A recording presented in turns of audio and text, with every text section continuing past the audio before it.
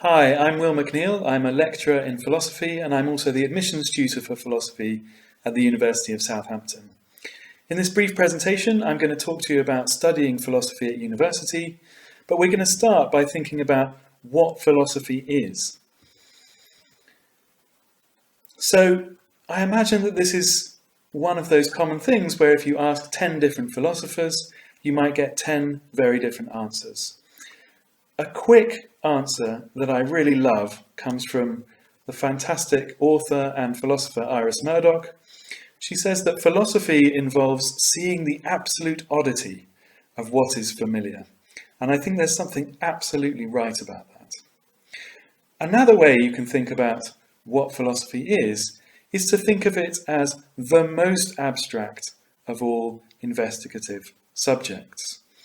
We think about abstract questions, the most abstract questions of all. For example, if we're thinking about knowledge, we're not thinking about particular states of knowledge that you might get into. We're thinking about the nature of knowledge itself, wherever you find it in the universe. What is knowledge? Can you have it? Is it possible? So there's a level of abstraction to the questions that philosophers ask, which binds philosophy together and binds those questions together. For example, what can I know? Can humans have free will? How should we act? Is the mind distinct from the body? Do numbers exist? Is democracy the best form of government? And I could go on. There are so many different questions, but you'll notice that these are all very abstract. They're not talking about particular democracies in particular areas of the world or times in history, talking about democracy in general or numbers in general. And notice that as soon as you start asking these questions, you do indeed see the oddity in what is familiar. Because while knowledge seems very familiar to us, when you start investigating its nature, you find that it's very problematic to be able to give a good answer to the question of what knowledge is or whether we can know anything. So what binds the kinds of questions that philosophers ask is that they're very abstract.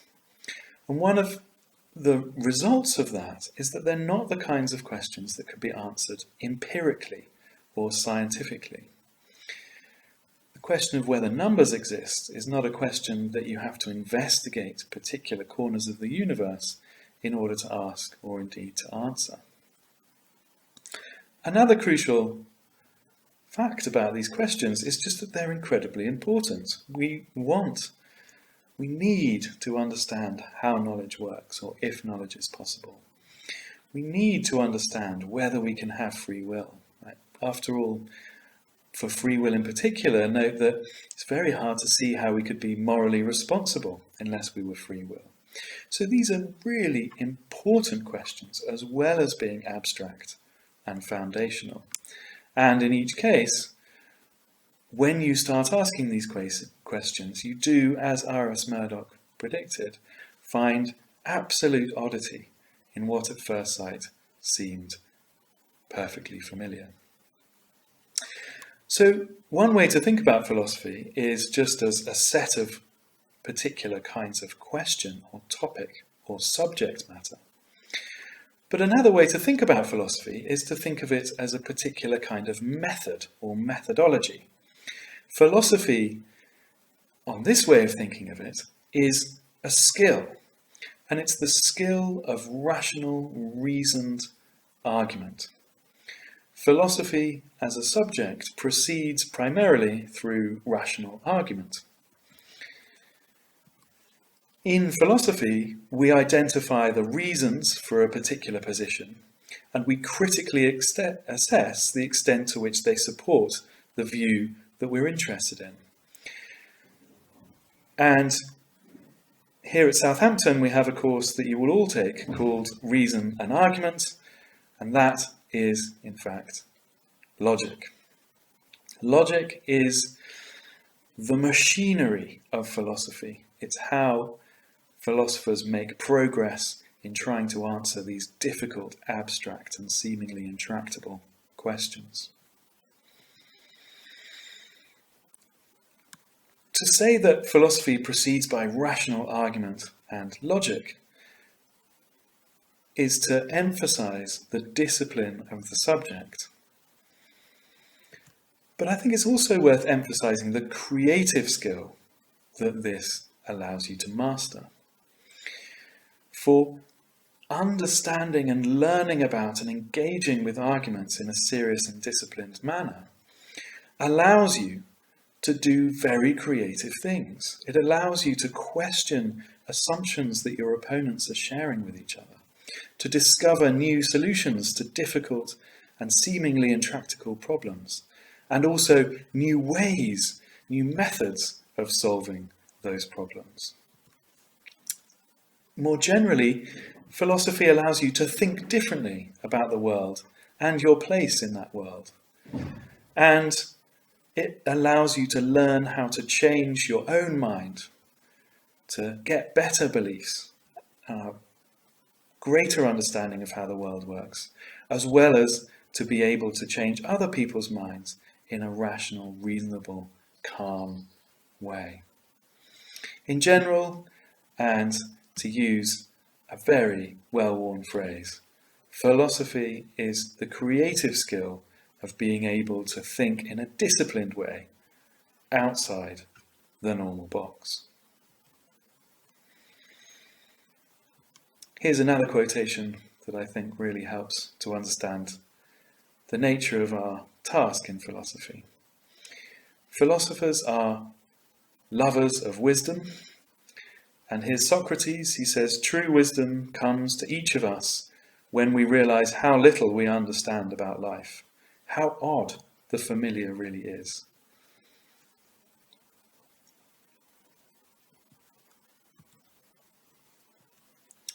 So now let's think a little bit more practically about how your life will be at university. Now, I don't think it will come as a surprise that if you come to study philosophy at university, you will be attending lectures. These might be big lectures with hundreds of people in.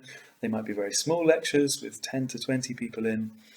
And that you'll also have some seminar time, so time for discussion with a member of the faculty or with a PhD student, with your peers, to try and reason and debate about some topic.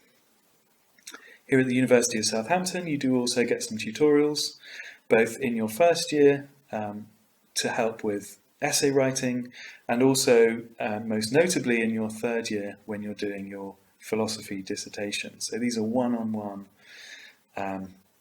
meetings with a member of the faculty where you really get to talk through the things that you are finding difficult or that you are interested in knowing more about. But I think it's really important, wherever you study philosophy, to note that there's also lots of informal time as well. Here at the University of Southampton, we have at least 2 hours a week, which we advertise as a drop-in clinic. So we call these feedback and advice times. And we strongly encourage our students voluntarily to turn up to any of those meetings with any of the philosophers in the department to discuss things that are interesting them or that they're stuck with, to talk about essays, to talk about particular interesting readings that they've done, and so on. Universities treat you as the adults that you are. And that means that a lot of the things that you will get out of university are voluntary. You don't have to come to have what I call voluntary tutorials, but the students who get the most out of their time here at Southampton are those who, when they've got a question, when they don't understand something, come and talk to their tutors, their lecturers, at one of their feedback and advice times. So that's really important to remember, and you are strongly encouraged to make full use of that. In general, though, studying philosophy is a matter of practicing the following 3 difficult things: reading, writing, and talking. You will indeed find yourself doing a lot of reading in philosophy. There are an awful lot of fascinating arguments, interesting debates, odd and unusual and surprising puzzles in philosophy. And the place where you will find them, as well as in lectures, are in journals, in books, and other sources that you'll find. So of course you will find yourself doing lots of reading. I tend to tell my students to be a little bit careful about how much reading they do though, because I think it can be quite easy to do lots of reading but not make very much philosophical progress. Reading as a philosopher is a skill. It's very difficult to extract what you really need from the things that you're reading. And it's something that you will practice and that you will get better at as your degree goes on. Writing, I think, is not going to be a surprise to anyone that you're going to be doing lots of writing. But one of the things I would say about this is to understand the role of writing in philosophy. Now, when you see stereotypical images of physicists or mathematicians, you'll always see them at a blackboard, scribbling things with chalk. It's the same in philosophy. Okay, why are they doing that? They're doing that because scribbling on a blackboard helps you to think. It helps you to remember things. It helps you to associate various different ideas that you've had.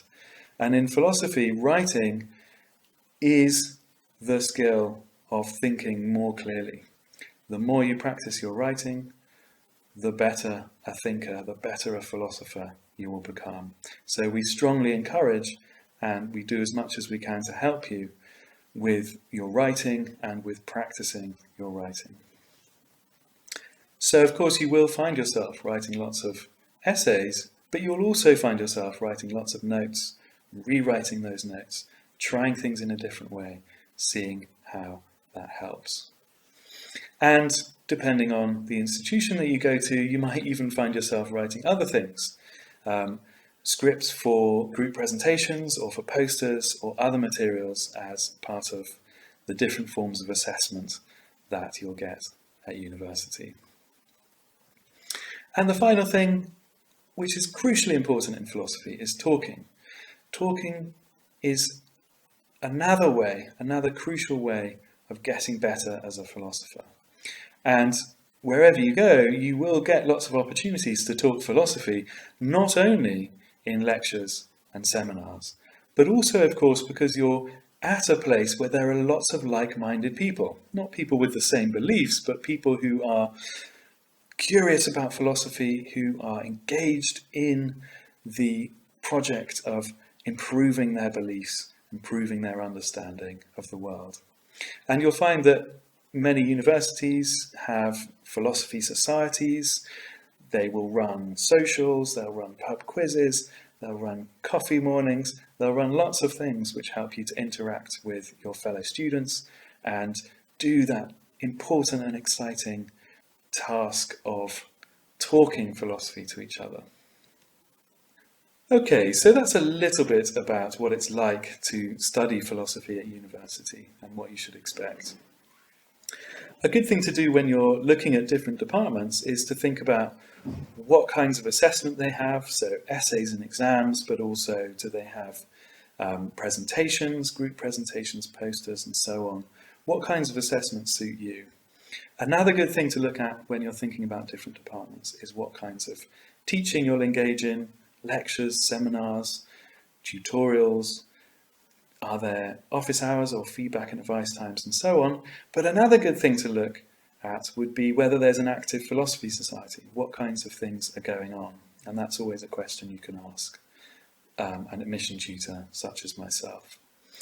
So that's philosophy. And I think if you've got this far in the video, you, like me, are excited by these deep and abstract and important questions, and excited by having the opportunity to discuss those with your peers at university and also with members of the faculty like me.